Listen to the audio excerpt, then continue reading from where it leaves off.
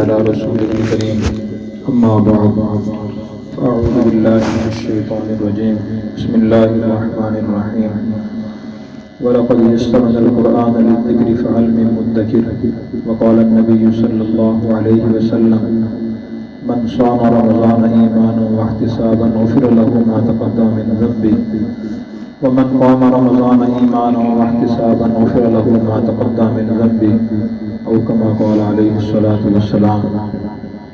میرے انتہائی واجب الاحترام بزرگوں، بھائیوں اور دوستوں، خوشی کا موقع ہے کہ اللہ تبارک و تعالیٰ نے قرآن کریم سننے کی، سنانے کی، پھر مکمل سننے اور سنانے کی توفیق عطا فرمائی۔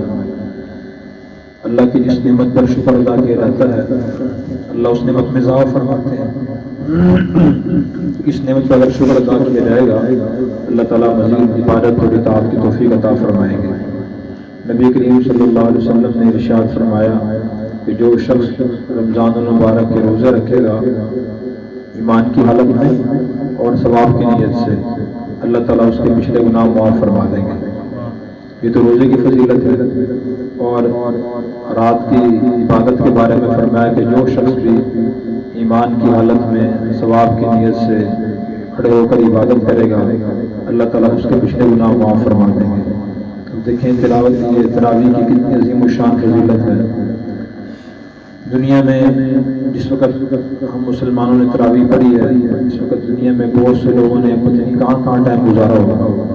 کسی نے کسی جگہ کھڑے ہو کر ٹائم گزارا ہے، کسی نے بیٹھ کے، کسی نے واٹس ایپ پہ، کسی نے فیس بک پہ۔ ایسے ہمارے بہت سے مسلمان بھائی بھی ہیں، لیکن اللہ کی توفیق سے جن کو تراویح پڑھنے کی توفیق ہوئی ہے تو اس پہ اللہ کا بہت شکر ادا کریں۔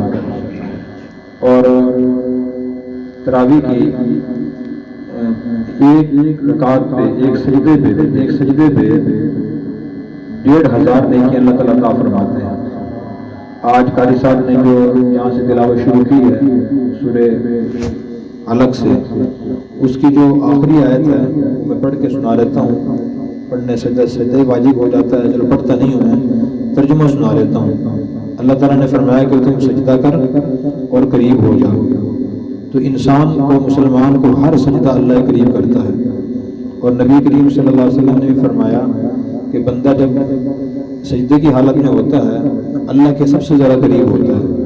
اس لیے آپ لمبے سجدے فرمایا کرتے تھے۔ اس لیے جو کچھ ہم نے تراویح پڑھی ہے اس پہ بہت بڑا ثواب اللہ تعالیٰ نے عطا فرمایا۔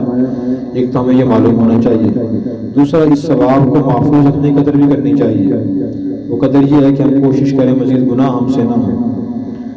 اور ایک اور حدیث میں آتا ہے، آپ صلی اللہ علیہ وسلم نے ارشاد فرمایا کہ روزہ اور قرآن کریم قیامت کے دن بندے کی سفارش کریں گے۔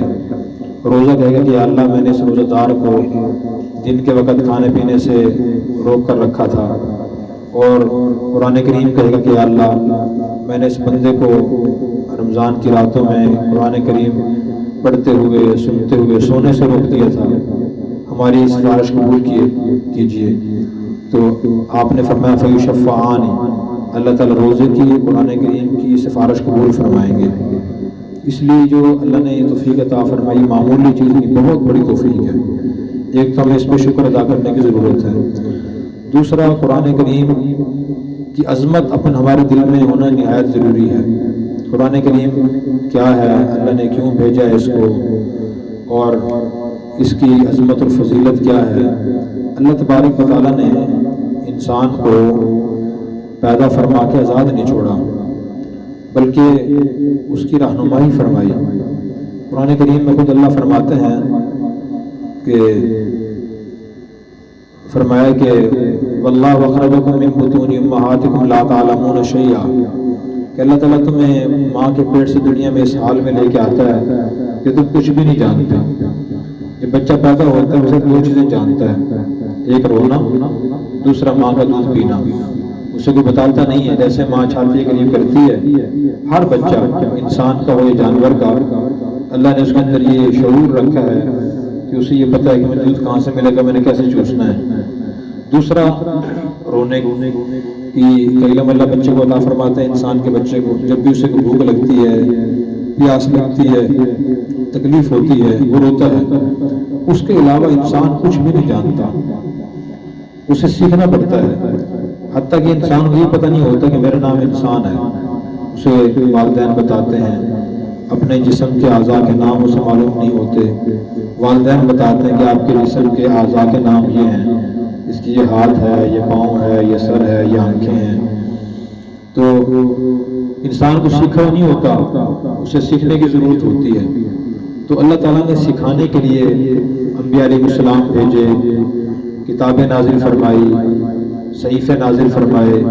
تو 4 کتابیں اللہ تعالیٰ نے نازل فرمائی، تورات، انجیل، زبور، قرآن کریم۔ سب سے بڑی کتاب ان میں تورات تھی۔ تو لیکن آج تورات دنیا میں اپنی اصلی شکلیں موجود نہیں ہیں۔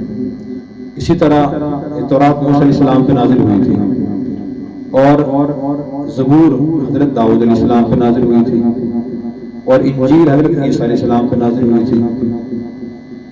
یہ 4 کتابیں، یہ تینوں کتابیں اپنی اصلی شکلیں موجود نہیں ہیں۔ قرآن کریم اپنی اصلی شکلیں موجود ہے، اور اس کو غیر مسلم بھی تسلیم کرتے ہیں کہ جو کتاب محمد صلی اللہ علیہ وسلم نے اپنی امت کو دی تھی، وہ کتاب اسی شکل میں آج تک موجود ہے۔ تو کتنی بڑی ہمارے لیے فضیلت اور سعادت کی بات ہے کہ ہماری آسمانی کتاب آج تک محفوظ ہے، اور یہ قیامت کے قریب تک محفوظ رہے گی۔ اللہ نے اسے کیوں محفوظ رکھا ہوا ہے؟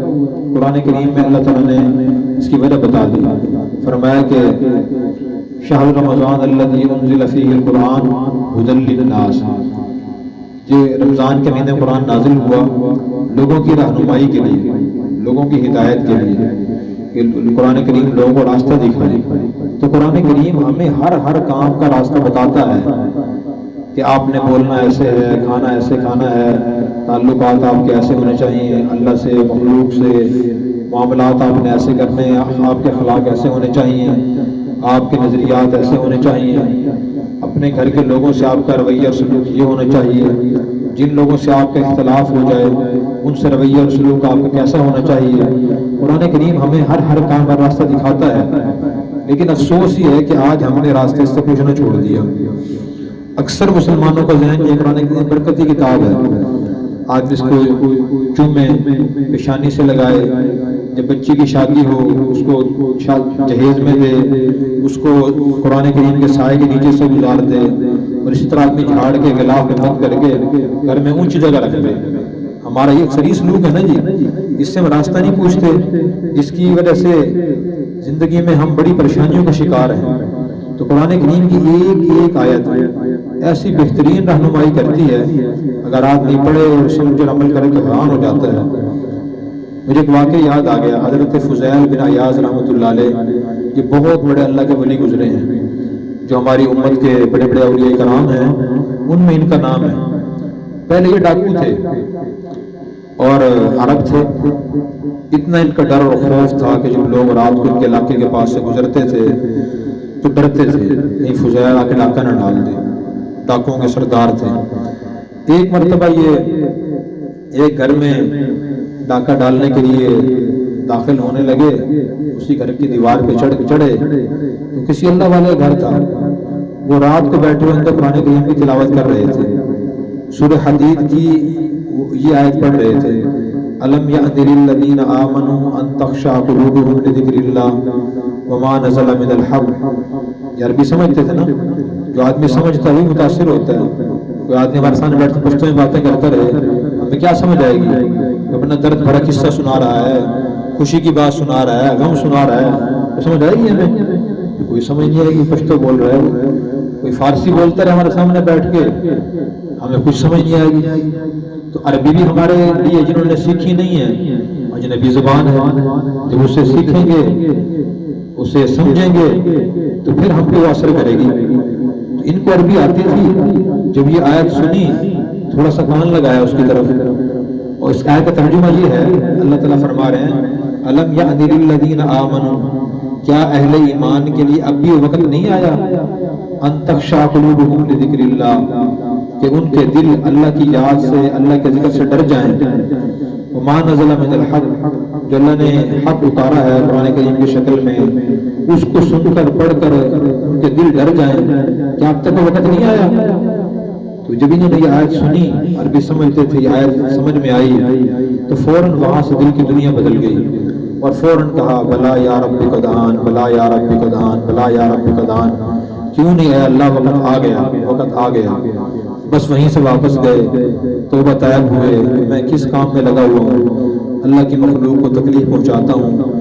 لوگ بڑی محنت سے، مشقت سے اپنی ضرورت کے لیے دولت جمع کرتے ہیں، ان کی سالوں کی، برسوں کی کمائی ہوتی ہے، تو میں جا کے ایک آدمی گھر اجاڑ آتا ہوں اور میں خوش ہوتا ہوں اور پورے گھر کو پریشان کراتا ہوں، اچھا راستہ میں نے اختیار نہیں کیا ہوا۔ وہاں سے توبہ طائب ہوئے، دین سیکھنا شروع کیا اور اتنا سیکھا کہ وہ اوپر ڈاکوں کے سردار تھے، اولیاء کے سردار بن گئے۔ صحابہ کرام پہلے کون تھے؟ اس معاشرے کے وہ انتہائی بدترین لوگ تھے۔ قرآن کریم انہوں نے پڑھا، نبی کریم صلی اللہ علیہ وسلم نے سمجھایا، قرآن کریم سمجھا تو وہ قیامت تک آنے والے انسانوں کے لیے معیار بن گئے۔ وہ بھی نمونہ ہے۔ قرآن کریم میں اللہ نے ان کے بارے میں فرمایا فَإِنْ آمَنُوا بِمِثْلِ مَا آمَنْتُمْ بِهِ فَقَدِ اهْتَدَوْا، اے صحابہ اگر لوگ تمہاری طرح ایمان لے آئے تو وہ ہدایت پائیں گے۔ کسی کا ایمان اگر مکس ہے، کفر کی طرف بھی مائل ہے، اسلام کی طرف بھی مائل ہے، اس کا ایمان صحابہ جیسا نہیں ہے تو وہ ہدایت نہیں پائے گا۔ اس لیے ہمیں جو ضرورت ہے وہ قرآن کریم سمجھنے کی ضرورت ہے کہ ہم روزانہ قرآن کریم سمجھنے کی کوشش کریں۔ جب تک ہم نہیں سمجھیں گے، عمل نہیں کریں گے، اپنی بیماری کا پتہ نہیں چلے گا۔ اصل تشخیص ہے نا کہ بیماری ہے کیا۔ اگر تشخیص صحیح نہ ہو تو انسان کے علاج غلط ہوتا رہتا ہے۔ آپ بھی سنتے رہتے ہیں، ہم بھی سنتے رہتے ہیں کہ ایک آدمی کا معدے کا مسئلہ تھا، ڈاکٹروں کو سمجھ نہیں آئی، تشخیص صحیح نہیں ہوئی، وہ دل کا علاج کرتے رہے، علاج کر کے انہیں دل خراب کر دیا، حالانکہ دل کا مسئلہ تھا ہی نہیں۔ کافی عرصے کے بعد کسی اچھے ڈاکٹر کے پاس گئے، انہوں نے بتایا کہ دل کا مسئلہ تو آپ کا ہی نہیں، معدے کا مسئلہ تھا۔ یہی آج صورتحال ہم سب کی ہے کہ ہم جب پریشان ہوتے ہیں تو ہم اور چیزوں میں اس کا حل تلاش کرتے ہیں، اور جگہوں سے پوچھتے ہیں، قرآن سے ہم نہیں پوچھتے کہ اس پریشانی کی وجہ کیا ہے۔ اور قرآن کریم میں ہر پریشانی کا اللہ نے حل بتایا ہوا ہے۔ میں 2-3 مثالیں عرض کرتا ہوں۔ اب چونکہ ہم سب نماز روزے کے حد تک دین سے قریب ہیں، یہ قرآن کو سمجھتے نہیں ہیں، اس کی وجہ سے بھائیوں کی لڑائیاں آپس میں ہے نا اکثر جی۔ بہت کم گھر ایسے ہیں جہاں بھائیوں میں اتفاق ہے۔ اختلاف، لڑائی جھگڑے، بہت سے بھائی ایسے بھی ہیں جو سال تک بولتے نہیں آپس میں، ایک سے انہوں نے کیس کیا ہوا ہے، تنازعات چل رہے ہیں، سرے خون کے پیاسے ہیں، ایسے بھی ہیں نا جی۔ اب اس بارے میں ہمیں قرآن کریم کیا ہدایت دیتا ہے، کیا راستہ دکھاتا ہے؟ اگر بھائیوں سے اختلاف ہو جائے تو انسان کیا طرز عمل اپنائے؟ کیس کرے، لڑائی کرے، بدنام کرے؟ اس سلسلے میں قرآن کریم کی سورہ یوسف ہمارے لیے نمونہ اور مثال ہے۔ یوسف علیہ السلام کے بھائیوں نے ان سے کیا سلوک کیا، یوسف علیہ السلام نے کیا سلوک کیا، کس کا انجام اچھا ہوا، کون کہاں پہنچا۔ یوسف علیہ السلام نے صبر کا مظاہرہ کیا، تقوی کا مظاہرہ کیا اور سب تکلیفیں برداشت کی، اللہ نے ان کو بادشاہ بنا دیا۔ اور جو بھائی ظلم و زیادتی کرنے والے تھے ان کو ان کے دروازے کا سائل، گداگر، بھکاری بنا دیا۔ جب یوسف علیہ السلام کے بھائی تیسری مرتبہ غلہ لینے کے لیے گئے تو یوسف علیہ السلام نے تو پہلی مرتبہ پہچان لیا تھا، ہر مرتبہ ان کو غلہ بھی دیا اور قیمت بھی نہیں لی، واپس کرتے رہے، ان کا طرز عمل یہ تھا۔ تو آخری مرتبہ جب گئے یوسف علیہ السلام نے ان سے پوچھا کہ حل علمتم ما فعلتم یوسف واقعی اذا انتم جاہلون، کیا تمہیں معلوم ہے کہ تم نے یوسف اور اس کے بھائی بنیامین سے کیا سلوک کیا تھا جبکہ تم نادان تھے؟ پھر انہوں نے بہت غور سے دیکھا، پھر انہوں نے کہا انت یوسف، کیا آپ یوسف ہیں؟ یوسف علیہ السلام نے فرمایا کہ انا یوسف، ہاں میں یوسف ہوں۔ اس کے بعد جو بات فرمائی اس میں ہمارے لیے سبق ہے کہ آدمی ہم سے زیادتی کرے، ظلم کرے اور پھر وہ نادم اور شرمندہ ہو تو ہمیں اس سے کیا طریقہ اپنانا چاہیے، ہمیں یہی پتہ نہیں ہے کہ آدمی معذرت کرنے آ جائے کہ جی مجھ سے غلطی ہو گئی تھی، میں معافی مانگتا ہوں، تو ہمیں پھر یہ پتہ نہیں کہ ہمیں کیا سلوک کرنا چاہیے۔ جو دھکے دے کے، ٹھڈے مار کے، گالیاں دے کے بھیج دیتے ہیں، اب تم آئے، اب تمہیں ہوش آئی ہے، جب پانی سر سے گزر گیا ہے۔ اللہ کے نبی نے کیا رویہ اپنایا تو انہوں نے فرمایا کہ قد من اللہ علینا، اللہ نے ہم پہ احسان فرمایا، انہ من یتقی ویصبر فإن اللہ لا یضیع اجر المحسنین، فرمایا کہ جو شخص بھی تقوی اختیار کرتا ہے، یعنی اپنی باتوں میں اپنے کاموں میں احتیاط پیدا کر لیتا ہے، زیادتی کسی پہ نہیں کرتا اور صبر کرتا ہے، تو اللہ تعالیٰ ایسے نیکی کرنے والوں کا اجر ضائع نہیں فرماتے۔ تو یہ اللہ تعالیٰ نے ان کی بات قرآن کریم کا حصہ بنا دی کہ یہ میرا قانون ہے، یہ میرا دستور ہے، یہ میرا طریقہ ہے کہ جو شخص بھی بھائیوں کے ایسے معاملات میں تقوی اختیار کرے گا، محتاط رہے گا، صبر کرے گا، اللہ تعالیٰ اس سے یہ سلوک فرمائیں گے۔ اور آج بھی اگر ہم چاہیں تو اپنے معاشرے میں اس کی مثالیں دیکھ سکتے ہیں کہ کچھ بھائیوں نے ایک بھائی پہ ظلم کیا، زیادتی کی، تو اللہ تعالیٰ نے ان سب کو پیچھے کر دیا، جس نے صبر کیا اس سے اللہ آگے لے جاتے ہیں۔ یہ ہمارے لیے بہترین نمونہ اور مثال ہے۔ اور کس شخص کے اپنے والد سے اختلاف ہے، اس معاشرے میں ایسا بھی ہوتا ہے، سب سے بڑے خیر خواہ ہمدرد تو انسان کے اللہ رسول کے والدین ہی ہوتے ہیں، اس کے وجود کا ذریعہ بنتے ہیں، پرورش کرتے ہیں، لیکن بعض غلط فہمی کی وجہ سے جب اولاد جوان ہو جاتی ہے تو بچپن میں تو اختلاف نہیں ہوتا، جب اولاد جوان ہو شادی ہو جاتی ہے پھر اختلاف بھی ہو جاتا ہے والدین سے، بیٹے کی رائے علیحدہ ہوتی ہے، باپ کی رائے علیحدہ ہوتی ہے، اور کبھی ایسا بھی ہوتا ہے کہ بیٹا حق پہ ہوتا ہے، بیٹا دیندار ہوتا ہے، وہ صحیح راستہ اختیار کرتا ہے، والد اتنا دیندار نہیں ہوتا، وہ صحیح راستہ اختیار نہیں کرتا، تو اس کے لیے اگر ایسی صورتحال پیش آتی ہے پھر انسان کیا کرے؟ والد غلطی پہ ہے اور بیٹا حق پہ ہے، اس کی بھی اللہ نے ہمارے لیے مثال رکھ دی۔ سورہ مریم کے 30 رکوع میں ہم دیکھیں حضرت ابراہیم علیہ السلام اور ان کے والد کا واقعہ ہے۔ ابراہیم علیہ السلام اللہ کے نبی تھے اور انبیاء علیہ السلام کے امجد تھے، اور ان کے جو والد تھے آزر وہ غیر مسلم تھے، تو ابراہیم علیہ السلام ان کو نرمی سے ادب و احترام کے دائرے میں رہتے ہوئے نیکی کی دعوت دیتے رہے، یا ابتی لم تعبد ما لا يسمع ولا يبصر ولا يغني عنك شيئا، اے میرے ابا جان آپ ان چیزوں کی عبادت کیوں کرتے ہیں جو سنتی نہیں ہیں اور دیکھتی نہیں ہیں، کوئی فائدہ نہیں پہنچا سکتی آپ کو۔ یا ابتی لم تعبد الشیطان، اے میرے ابا جان آپ شیطان کی عبادت کیوں کرتے ہیں؟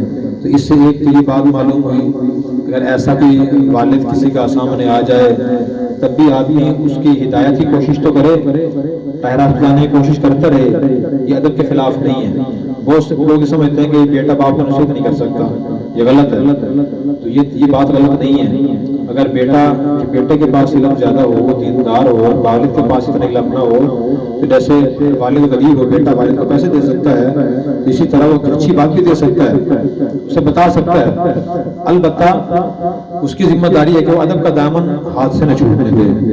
ابراہیم علیہ السلام نے دیکھیں یہ نہیں فرمایا کہ اے جہنمی، اے مشرک، اے کافر، یہ نہیں فرمایا، اگر یہ فرماتے تھے یہ باتیں سچی تھی، ان کے والد غیر مسلم بھی تھے، مشرک بھی تھے، جہنمی بھی تھے، لیکن یہ باتیں انسان کو غصہ پیدا کرتی ہیں، اسے بھڑکاتی ہیں، اشتعال پیدا کرتی ہیں، حق کو قبول کرنے سے روک دیتی ہیں، اور آدمی سمجھتا ہے کہ یہ تو میری بےزتی کر رہا ہے، مجھے اچھی بات نہیں بتا رہا، کہ بےزتی کر رہا ہے۔ اس سے تو معلوم ہوا کہ اگر کسی کو کہیں تو نرمی اور ادب کے دائرے میں رہتے ہوئے اچھے الفاظ کے انتخاب کر کے اچھا موقع تلاش کر کے اسے بات کہیں۔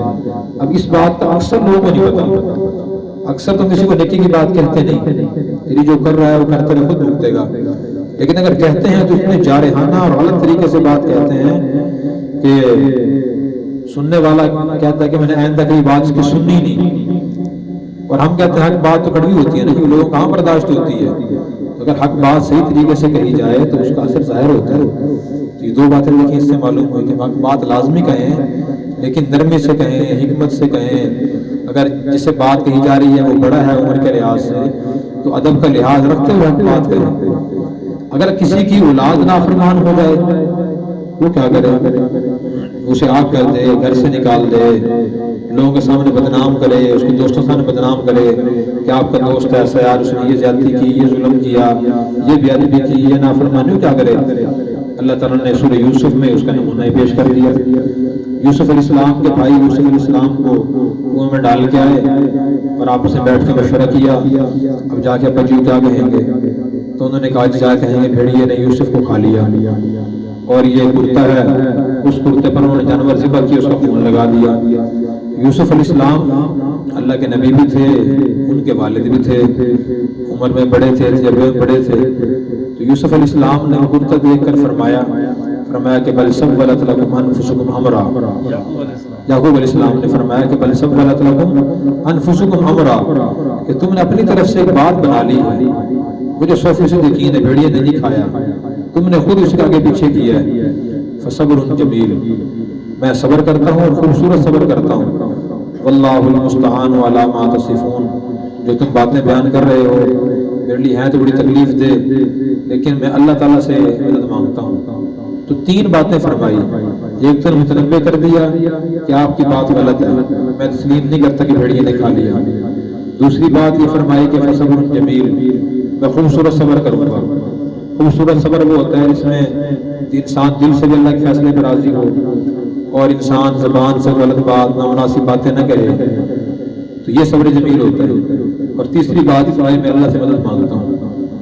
تو اولاد نافرمان ہو تو اس سے یہ طریقہ اپنانا چاہیے، اسے عار کر دینا، گالیاں دینا، گھر سے نکال دینا، ہر وقت بےعزتی کرنا، یہ بیوقوفی ہے، سمجھداری نہیں، انبیاء کا طریقہ نہیں، قرآن کا بتایا ہوا طریقہ نہیں ہے۔ یوسف یعقوب علیہ السلام نے گھر سے نکالا، نہ گالیاں دی، نہ برا بھلا کہا، بس خاموشی اختیار کی، اور وہ یہ سمجھ گئے کہ یہ اللہ کی طرف سے معاملہ ہو سکتا ہے۔ دنیا میں جتنے بھی کام ہوتے ہیں وہ اتفاقاً نہیں ہوتے، وہ اللہ کی طرف سے طے ہوتے ہیں کہ اس آدمی کو ان مراحل سے گزارنا ہے، اور ان مراحل سے گزرنے میں انسان کے لیے بڑی حکمتیں، بڑی مصلحتیں، بڑے فائدے ہوتے ہیں۔ اگر انسان مشکل حالات سے نہ گزرے تو پھر انسان کی تربیت ٹریننگ صحیح نہیں ہوتی۔ تو اس کے بعد پھر عرصہ گزر گیا، قحط پڑا، اور یوسف علیہ السلام کے بھائی بدلہ دینے کے لیے پہلی مرتبہ گئے، جب دوسری مرتبہ گئے تو بنیامین کو بھی لے گئے۔ بنیامین یوسف کا حقیقی بھائی تھے، ان کی ماں ایک تھی، دوسرے اور بھائی تھے ان کی ماں علیحدہ تھی۔ اب بنیامین کو پھر مصر میں یوسف السلام نے روک لیا، تو پھر یعقوب علیہ السلام کے پاس آئے، آج یہ آپ کے بیٹے نے چوری کی تھی، پکڑے گئے وہاں۔ پھر بھی یعقوب علیہ السلام نے بھی برا بلا نہیں کہا، گالیاں نہیں دی ان کو، بلکہ یہ سمجھے گئے کہ یہ اللہ کی طرف سے کام ہو رہا ہے، آزمائش پہ آزمائش، آزمائش پہ آزمائش۔ اس سے ہمارے لیے سبق ہے کہ اگر ہمارا ایک کام خراب ہو گیا، پھر دوسرا ہو گیا، پھر تیسرا کام خراب ہو گیا، تو ہم اکثر کیا کرتے ہیں، لوگوں کو ملامت کرتے ہیں کہ یہ میرا فلاں جگہ رشتہ ہو رہا تھا، آپ نے ٹانگ اڑائی، آپ ٹانگ نہ اڑاتے رشتہ ہو رہا تھا۔ میں فلاں جگہ دکان لینا چاہتا تھا، خواہش مند تھا، فلاں شخص نے آگے ٹانگ اڑا دی، اس نے کہا جی میں لوں گا، اس نے میرے رزق کو خراب کر دیا۔ میرا فلاں جگہ سودا ہو رہا تھا، وہ جی فلاں شخص نے اس کا ذہن خراب کر دیا، اگر وہ نہ کرتا تو مجھے سبحان اللہ بڑا بہترین مقام مجھے مل جاتا، مناسب قیمتیں مل جاتا۔ اکثر ایسے ہی ہوتا ہے نا جی، لوگوں کو ملامت کر رہے ہوتے ہیں، فلاں نے یوں کر دیا، فلاں نے یوں کر دیا، حقیقت میں وہ اللہ کی طرف سے ہوتا ہے۔ تو ہم خود تو کس سے ایسا معاملہ نہ کریں، اگر ہم سے ہو جائے تو ہم پھر کوشش کریں کہ صبر کریں، اس میں بھی حکمت ہوگی اللہ کی طرف سے۔ یعقوب علیہ السلام نے صبر فرمایا، پھر اس کے بعد نتیجہ کیا نکلا اس صبر کا، وہ یہ کہ یوسف علیہ السلام مصر کے وزیر خزانہ یا بادشاہ بن گئے، اور سارے خاندان کو مصر بلا لیا شاہی خاندان کی حیثیت سے۔ اگر وہ خدا نہ خواستہ اس وقت پہلے وہ بیٹوں کو گھر سے نکال دیتے اور اسی طرح ان کو برا بھلا کہتے، سخت سزائیں دیتے، بیٹے متنفر ہو جاتے، تو کیا یہ اچھے حالات آگے دیکھ سکتے ہو؟ نہ دیکھ سکتے۔ اس لیے اس میں ہمارے لیے سبق ہے، ہم یہ کوشش کریں قرآن کریم کو سمجھیں۔ سمجھنے کیا طریقہ ہے؟ سب سے بہتر طریقہ تو یہ ہے اپنے قریب جو بھی عالم دین ہو، ہم ان سے روزانہ آدھا گھنٹہ 1 گھنٹہ نکال کے قرآن شریف ترجمہ پڑھنا شروع کر دیں کہ یہ آپ مجھے پڑھائیں، مجھے سمجھیں۔ دنیا کے ہر کام سیکھتا ہے نا، کیسے کسی منڈی میں کام کرتا ہے پہلے وہ سیکھتا ہے کسی آڑتی کے پاس رہ کر، کسی نے کپڑے کی دکان کی ہوئی ہے پہلے کپڑے کی دکان پہ سال 6 مہینے کا کام سیکھتا ہے، کوئی الیکٹریشین ہے ڈائریکٹ اس نے کام شروع نہیں کیا، کسی استاد کے پاس رہ کر اس نے وہ کام سیکھا ہے سال 6 مہینے پھر کام شروع کیا ہے۔ قرآن کریم کیوں نہیں سیکھتے؟ اگر ہم 1 سال کسی عالم دین کے پاس لگا لیں کہ یہ آپ مجھے قرآن شریف کی جو آخری چھوٹی صورتیں ہیں، یہ اہم اہم مضامین ہیں، آپ مجھے ترجمہ سال پڑھا دیں، تو یقین کریں کہ ہمیں اپنی بیماریوں کی، پریشانیوں کی وجوہات سامنے نظر آ جائیں گی۔ یہ پریشانی کی وجہ ہے قرآن کریم اس کا یہ حل بیان کر رہا ہے۔ قرآن کریم کے سورہ بنی اسرائیل میں اللہ نے فرمایا ان ھذا القرآن یہدی للتی ہی اقوم، قرآن بے شک یہ قرآن کریم انسان کو سب سے پرسکون، پرامن اور محفوظ اور شارٹ کٹ راستہ بتاتا ہے۔ ہر کام کا بہترین راستہ قرآن بتاتا ہے، لیکن اس سے پوچھنے کی ضرورت ہے۔ ایک طریقہ تو یہ ہے اپنے قریب کے کسی عالم دین سے روزانہ، دوسرے دن، ہفتے میں ایک دن ہم قرآن شریف کا ترجمہ اور تفسیر سے سنیں اور یاد کرنے، عمل کرنے کی نیت سے سنیں۔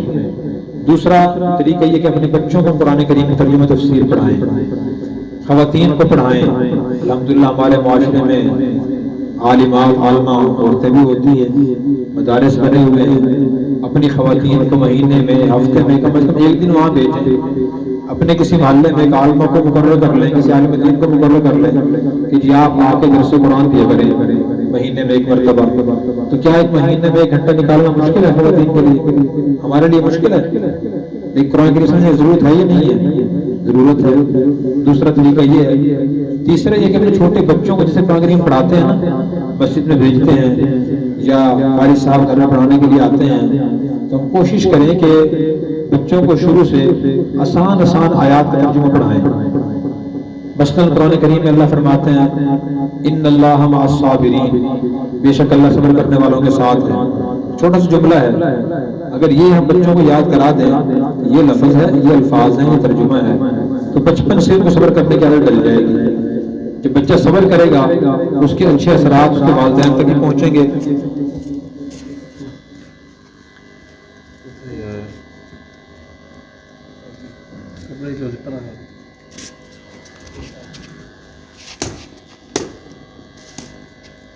چلیں، تو بچے کو صبر کی عادت ڈل گئی، والدین کے لیے سکون کا ذریعہ، شوہر میں صبر کی عادت آ گئی، بیوی کے لیے سکون کا ذریعہ، بیوی میں صبر کی عادت آ گئی، بچوں اور شوہر کے لیے سکون کا ذریعہ بنے گی۔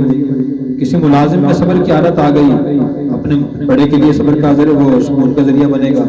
کسی بڑے میں صبر کی عادت آ گئی، ماتحتوں کے لیے سکون کا ذریعہ بنے گا۔ چھوٹی سی آیت کی مثال ہے، دیکھیں ہماری بہت سی پریشانیوں کی وجہ کیا ہے؟ صبر نہ کرنا، یہی ہے نا جی۔ تو آج سے تہیہ کرتے ہیں، عزم کرتے ہیں کہ انشاءاللہ ہم قرآن کریم کو سمجھنے کی کوشش کریں گے۔ جب سمجھیں گے تو انشاءاللہ عمل کی توفیق بھی ہوگی۔ اللہ تبارک و تعالیٰ مجھے اور آپ کو ان باتوں پر اخلاص سے نیت سے عمل کرنے کی توفیق عطا فرمائے۔ وآخر دعوانا الحمدللہ رب العالمین۔ دعا فرمائے الحمدللہ رب العالمین، والصلاة والسلام علی سید الانبیاء والمرسلین وعلی آلہ واصحابہ اجمعین۔ ربنا آتنا من لدنک رحمہ وہیئ لنا من امرنا رشدا۔ اللہم انا نسألک تمام العافیہ ونسألک دوام العافیہ ونسألک الشکر علی العافیہ ونسألک الغنی عن الناس۔ اے اللہ اس مجلس میں قرآن کریم جو پڑھا سنا گیا ایسا قبول و منظور فرما۔ اے اللہ اس قرآن کریم کی برکت سے تمام مرحومین کی مغفرت فرما، تمام بیماروں کو شفاء کامل عطا فرما۔ اے اللہ پوری امت کی تمام مشکلات آسان فرما، پوری امت کی تمام جائز حاجات اور ضروریات اپنے غیب کے خزانوں سے پوری فرما۔ اے اللہ ہمیں ذلت اور قلت سے محفوظ فرما، جیسے آپ نے قرآن کریم پڑھنے کی سننے کی توفیق عطا فرمائی۔ اے اللہ ہمیں سمجھنے کی توفیق عطا فرما اور ہمیں اس پر اخلاص سے نیت سے عمل کرنے کی توفیق عطا فرما۔ اے اللہ مرتے دم تک ہمیں دین اسلام پر استقامت نصیب فرما، مرتے وقت کلمہ طیبہ نصیب فرما۔ اے اللہ اس مسجد کی تمام ضروریات اپنے خزانے غیب سے پوری فرما، اسے دن دگنی رات چگنی ترقی نصیب فرما۔ اے اللہ اسے رشد و ہدایت کا ذریعہ بنا، اسے رشد و ہدایت کا مرکز بنا۔ صلی اللہ تعالیٰ علی خیر خلقہ سیدنا مولانا محمد وعلی آلہ واصحابہ اجمعین برحمتک یا ارحم الراحمین۔